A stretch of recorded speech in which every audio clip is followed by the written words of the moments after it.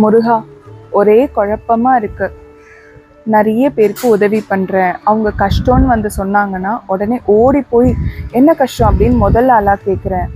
எல்லாருக்கும் நல்லதுதான் நினைக்கிறேன். ஆனா ஏனோ எனக்கு கஷ்டம்னு வரும்போது, எனக்கு உதவின்னு வரும்போது எனக்கு செய்யறதுக்கு ஆளே கிடையாது தெரியுமா? என்ன பண்றது? டெய்லி அதை நினைச்சு ஒரே கஷ்டமா இருக்கு. அட முட்டாள் பெண்ணே, அதுதானே நீங்க சொல்ல வரீங்க. எனக்கு நல்லா கேக்குது. அதான் இவ்வளோ பெரிய சொத்து நான் இருக்கேனே, நீ ஏன் வந்து மற்றவங்கள பற்றி கவலைப்படுற அப்படிதானே? கரெக்டு, நீங்கள் சொன்னதெல்லாம் எனக்கு புரிஞ்சுது. அடிக்கடி நானே மறந்துடுறேன் பாருங்க அதை.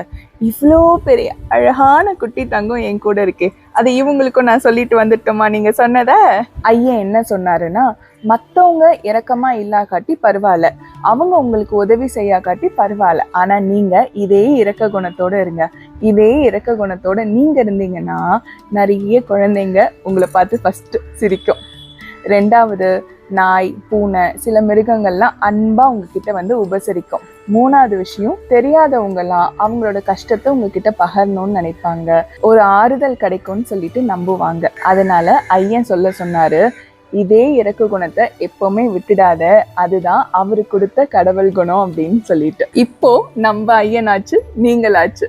இதே இரக்க குணத்தோட நான் இருக்கேன், எனக்கு நல்லபடியா அடுத்த கட்டத்துக்கான வாழ்க்கைக்கு உதவி பண்ணுங்கன்னு நீங்களும் உங்க ஐயனும் பேசிக்கோங்க. இவரையும் உங்க வீட்டுக்கு கொண்டுட்டு போய்க்கோங்க. நன்றி, வணக்கம். திருத்தணி முருகனே துணை.